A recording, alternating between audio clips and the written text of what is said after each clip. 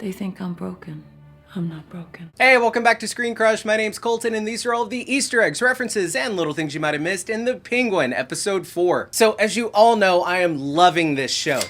Colin Farrell is phenomenal in his transformative performance as Penguin, but as great as he is, this is Kristen Miliotti's show. Sounds pretty good. She is absolutely brilliant as Sofia Falcone, and she steals every scene she's in. And we don't just have Kristen to thank for that. I also want to give a shout out to the writers for writing such an amazing character. Psst. Hey, talk about the live show. Hey, that's right. We are going on tour and coming to a city near you. We cannot wait to meet you guys in person and geek out about all of our favorite shows and movies, including The Penguin. Tickets are selling fast, so be sure to get yours as soon as possible at the link in the description below. This episode opens with Oz and Sofia being captured by the Maronis, just like we saw at the end of the previous episode. Sofia now knows that Oz has betrayed her and the family, and that reluctant trust that she had put in Oz, likely the last morsel of trust she had left in her entire body, is now gone for good. Oz says, I needed Sofia to get the new drug.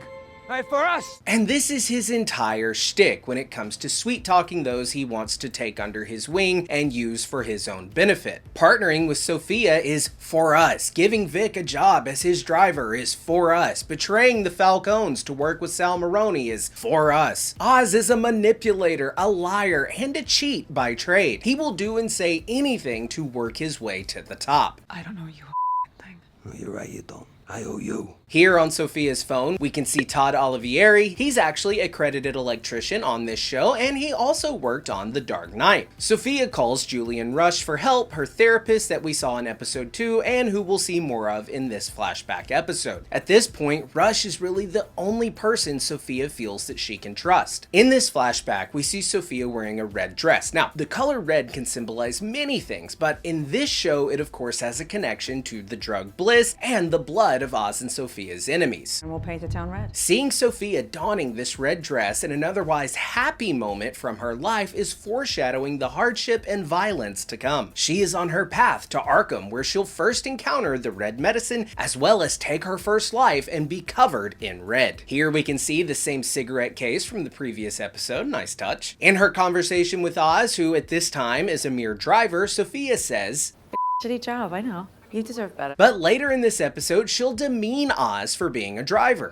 You are my driver, that is all you are, so stop talking and drive. Just like she did in the previous episode. Zhao is here to see me, not my former driver. Sofia and Oz are two sides of the same coin. They both say what they think the other needs to hear to further their own cause. You say all the right things, don't you, Oz? But they also fall victim to their own temper and say hurtful things at times because it's what they need to hear to make themselves feel better. I don't give a Alright, I do give a Sofia says to Oz, You dick, so at least you're eligible for a promotion. which is essentially the thesis for this episode as well as for Sofia's character. She's arguably the most capable character in this entire series, but she was overlooked because she's a woman. Her father saw her potential, but when he became threatened by her, he immediately betrayed her and locked her away and created this fiction that she was crazy. You're clearly not yourself. You're confused, sick. So this is Summer Gleason, and her character was actually first introduced in the Batman animated series, but she's also been adapted into the comics, similar to a character like Harley Quinn, who first appeared in the animated show and then was brought into the comics. Summer was a bit of a stand-in for the Vicky Vale character. Next up on Gotham Insider, she's gorgeous, she's deadly, and she's back in town. Next we hear about Yolanda Jones.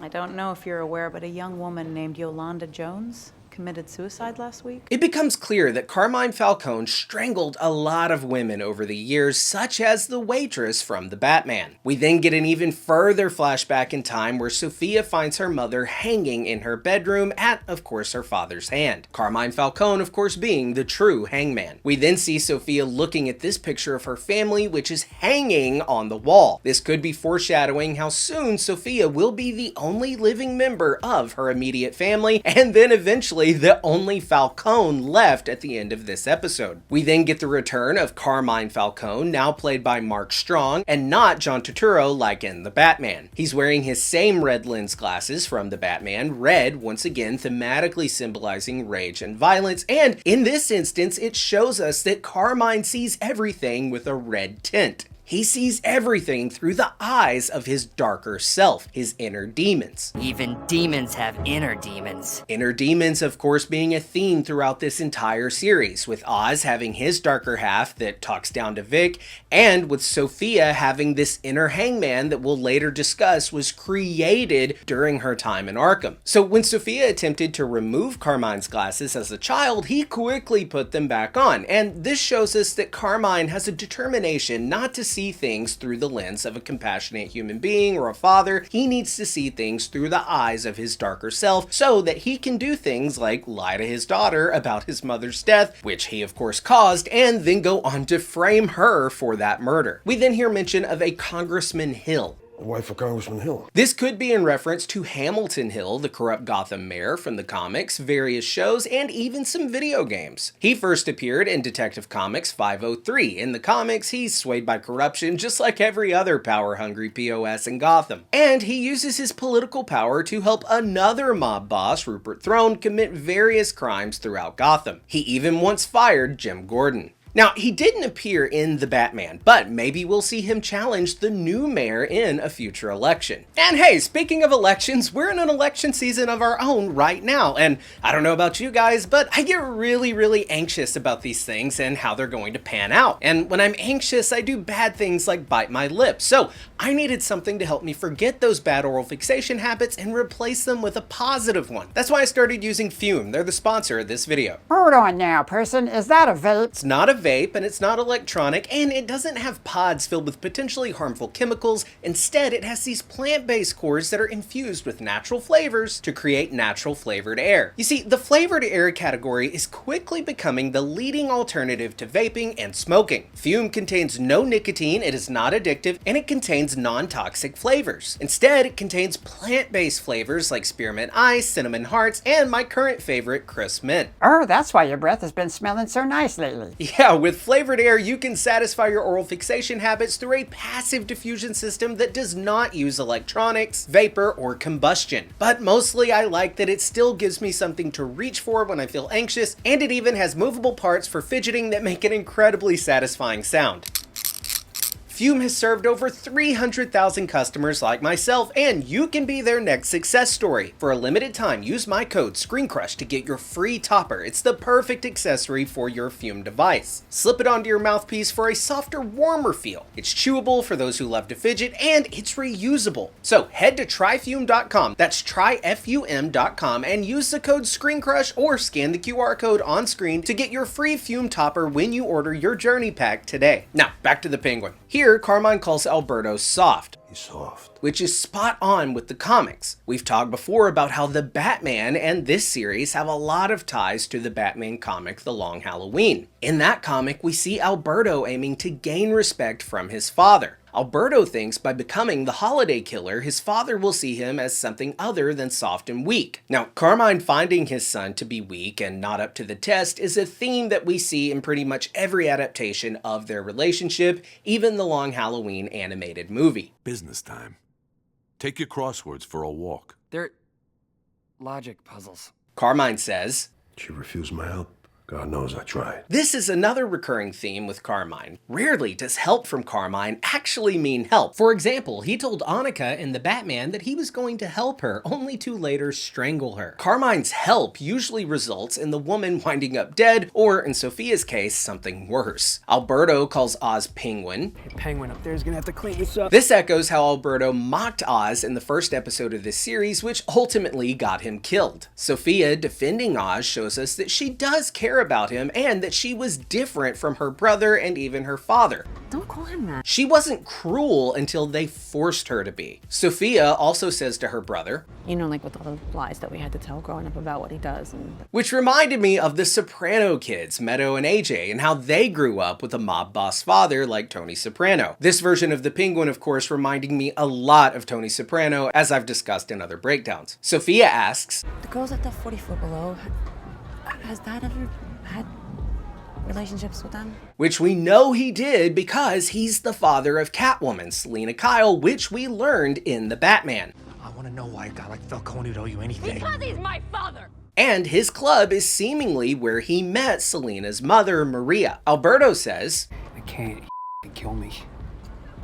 And you'll notice the camera focuses on Oz, who is listening in, and this is ironic because of course it will be Oz who ultimately kills Alberto. So Summer works for the Gotham Gazette. In the animated series, she was actually a TV reporter on the show Gotham Insider. We then learn the gruesome details to how Carmine killed 44 Below waitresses like Maria, Kyle, and Annika.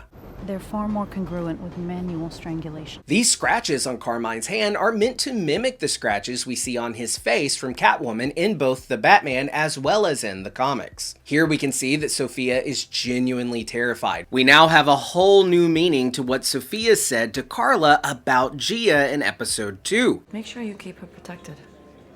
A young woman in this family might not end well for her. She wasn't threatening Gia, she was warning her, and of course later she would spare her when she takes down the Falcone household. So when Oz comes in to tell Sofia that her father wants to see her in his office, Sofia's immediate reaction is, Oz, what are you doing inside? She's caught off guard by Oz, a mere driver, being inside the house for a party, showing her elite nature. But she simultaneously compliments Oz on his new jacket. Is that a new jacket? Yeah. Looks good. Thank you. Sofia noticing something like that shows us that she does have a kind side that cares for Oz. This split between her two selves is something that has been center stage for this entire series. Sofia has two sides to herself, one being her nice half that cares about her driver and doesn't engage in cruelty like her brother and father. But there's also her other half, her elite half, her darker half. The half that she's tried to suppress, but that is ripped out of her during her time in Arkham. Her father locking her away in Arkham for a crime she didn't commit hardened Sofia, turning her into the very woman he wanted her to be so that she could take his place as the leader of the Falcone family. Sofia says, "My father sees you now." Which is all Oz ever wanted. He said as much here. Can you imagine to be remembered like that? She also says, "You and everyone you love is on his radar." Which is why Oz lies about his mother being dead in episode 2. She died a few years back, I never asked. And we get the return of William Kinsey in this episode. He's the same cop from the Batman. He was a corrupt detective who worked for both Carmine Falcone and Oz. He's the guy who kidnapped Annika and the Batman and brought her to Carmine, who ultimately strangled her. And he does have a comic counterpart who is just as corrupt. Now, despite all of Carmine's talk about how much he values Sofia, as soon as she figures out what he did, he decided he had to get rid of her. This shows us just how deeply evil Carmine Falcone is, and how he only loves his children when it's advantageous for him. For example, he always viewed Alberto as weak, and he was disappointed by the fact that he felt his son would never be able to lead the family. Carmine, realizing that Alberto was of no use to him, made him have less love for his son. The Hangman. That's what they're calling me. Now, this scene is so well done. Looking back, it is easy to see that Carmine was responsible for all of these murders. Going back to the Batman, the two women he strangled, that's his MO. And then using Sofia's comic alias as a media headline to immediately make the audience believe it's her. What did Gazette call me? The Hangman? Fantastic writing. We as the audience were so quick to point the finger at Sofia and be afraid of her because of what we read in the comics. We were so quick to assume that she had murderous intents just like her father. This shows that we as the audience are just as bad as the people of Gotham who look at her as an insane murderous Falcone, without even doing a double take at the true evil that was staring us right in the face in Carmine and Carmine alone. Now, seeing this version of Sofia in the flashbacks compared to the Sofia that we've been watching all season is so sad. We've been calling her the villain and a psycho when really she's just another victim of Carmine's actions. She wasn't built for this life, but she was forced to become who she is now because of Carmine, which is what he always wanted. Carmine and Arkham turned Sofia into the monster that they fabricated her to be to get her locked away in the first place. So once in Arkham, we see Sofia placed in this metal neck restraint just like the Riddler and the Joker in the Batman. This collar is also reminiscent of her neck brace from the comics. But for Sofia, this symbolizes something totally different. It symbolizes her being put in the noose of the Hangman, who in reality is her father. And then we meet Magpie. My name is Magpie, like the bird. Now, Magpie is from the comics, and she had this killer design in the 80s, which was then undone in the New 52. She's a frequent guest at Arkham Asylum and a bit of a klepto. Here, we can hear the same Hangman that was heard in the nightmare scene in episode 2. Hangman. Sofia is told by the doctor, I'm here to help you, Sofia. This is something Sofia has been told her entire life. Carmine, Oz, Luca, Rush, they've all tried to undermine her in the name of helping her. I didn't do anything wrong. This isn't a punishment. This shows us once again how truly awful Arkham Asylum is in almost every Batman adaptation. It's supposed to be a place of rehabilitation, but if anything, it makes its captives worse. Sofia's torture at Arkham is what turns her into a killer. She was a perfectly nice and decent human being before being brought into this asylum for rehabilitation. They are responsible for turning her into the very thing that they claimed they would cure. And I loved seeing her peeling back this wallpaper in her cell, the same wallpaper that was in her mother's bedroom. We are seeing Sofia literally peel back the walls of her own psyche. She is having her own breakthrough with her Hangman trauma within this Arkham cell. Sofia has nightmares just like we saw in episode 2, and the scratching of her own neck begins. So in the previous episode, Sofia was told that she had to leave for Sicily. The same thing actually happened to her brother Mario in the comics when he was deported to Italy, which was inspired by Michael Corleone, according to writer Jeff Loeb. And I think it's interesting that the writers of this show have taken that bit from the comics and rolled it into the character of Sofia. Next, we learn that Rush quit his job at Arkham because of his disagreements with how they treated patients, but there's still something about this guy that I just don't quite trust. For 10 years, men have lied to me. This line is the thesis of the entire episode. Sofia is done. Her snapping wasn't due to her father's death, Alberto's death, or even the death of her mother. It's the fact that every single man that she has ever met wants her to fit this perfect mold of the Sofia that they want her to be. Carmine wants a quiet and reliable Sofia to then lead the family in his absence. Oz wants a Sofia that steps aside and lets him take the reins. Julian Rush wants a Sofia that he can control. Everyone has only ever interacted with her to get something from her or craft her into something they want her to be. I'm not the one who's sick. The world is. Now, this perfectly echoes the mantra of all Batman media as of late. The true villain of Gotham City is Gotham itself. That most recently has been echoed in movies like Joker Folie à Deux, where we see the sheer corruption and neglect that happens in Gotham City literally create the iconic villain, the Joker. The systemic issues within Gotham City have always been the problem, and like the more modern Batman films, are actually making that point within their story. Yes, they have psychotic Zodiac wannabes blowing up bridges or insane clowns in prison, but the antagonist of the story at its root is the lack of care in the city. Again, Joker being a phenomenal example, as well as this series. So now we see Sofia back in the present day wearing a yellow dress. Now, you would think that we'd see her wearing the yellow dress in the flashbacks prior to her time at Arkham when her life was more joyful, and you would think that she'd be wearing the red dress from the flashbacks now after she's been broken and covered in blood, both literally and figuratively. Yellow, of course, represents things like joy, peace, and resolve, and while Sofia has been broken, Oz's betrayal, I think, was the final nail in the coffin for her to reach a state of, well, bliss. Sure, bliss could be represented by the color red, considering the drug bliss is red, but I love the choice of yellow to show that Sofia is no longer burdened by the lies, the manipulations, the torture, and everything else that she has been put through. Sofia now knows who she is and what she has to do to achieve her goals. This blissfulness and peace is echoed in her joyous demeanor as she prances around the mansion following her brutal killing of the entire Falcone household. They say in France, when are almonds? We also see that she is no longer wearing a scarf or a choker to hide her neck scars. She has fully embraced who her father wanted her to be. If it's the Hangman they wanted, it's the Hangman they're gonna get. I also like the little nod back to the beginning of the episode where she again says, Forgive me, I've never been one for speeches, but I did want to say a few words. Sofia says, convicted of murdering Summer Gleason, Taylor Montgomery, Yolanda Jones, and Trisha Becker. Now, none of these names are in the comics, but I think this is a crucial character moment for Sofia. Not only was she not the killer of these women, she made it a point that even through those 10 years, she would remember every single name of the victims of her father. When she said the line in the last episode, "Danced on my father's grave," she wasn't playing it up for Tao. She truly was elated to hear her father had gotten what he deserved. Get what you deserve! Oh, and hey, that reminds me, be sure to check out our awesome Joker collection over on our merch store, ScreenCrushMerch.com. We have the Murray Franklin with blood splatter mug and t-shirt. We also have this I Have a Condition shirt with the card from the first Joker movie on the front and laughter on the back. And of course, we've got the Sad Clown Monday shirt. Shopping our merch store is the #1 way to support the channel. Thank you so much for your support.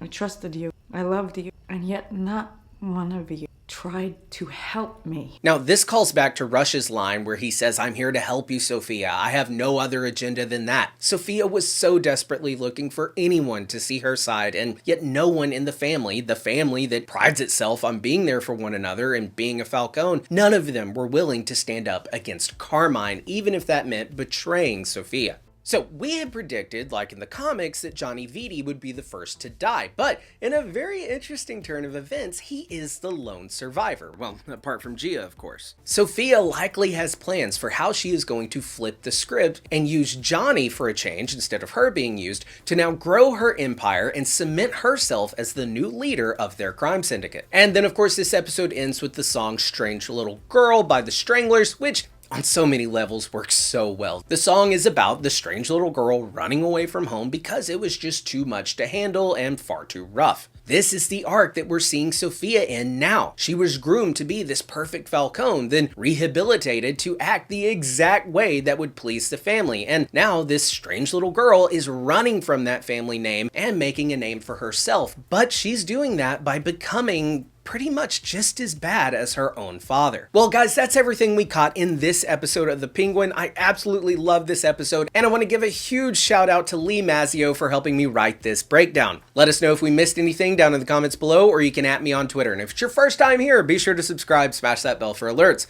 For ScreenCrush, I'm Colton Ogburn.